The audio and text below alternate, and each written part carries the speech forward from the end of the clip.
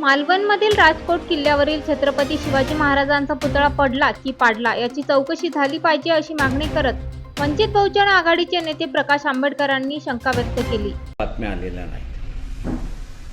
या सगळ्या अनुभवावरनं मला आता संशय येतोय की हा पुतळा पडला की पाडला. महाराष्ट्राची राजकीय परिस्थिती कधी या बाजूला कधी त्या बाजूला अशी जी होती त्याच्यावरनं पूर्णपणे लोकांचं लक्ष विचलित करण्यासाठी ही घटना तर घडली नाही आणि म्हणून शंका येते की हा पडला की पाडला याची चौकशी झाली. नेमकं याच्यामागं कोण आहे, काय तुम्ही संशय व्यक्त केलेला आहे, कोण असू शकतं, कोणाला याचा राजकीय फायदा होईल? पोलिसांनी शोधावं कोणाला फायदा होणार आहे तो, आणि कोणी पाडला तो पहिल्यांदा शोधावा. कारण की याच्यामध्ये लोकांच्या पूर्णपणे भावना दुखवल्या गेलेल्या आहेत.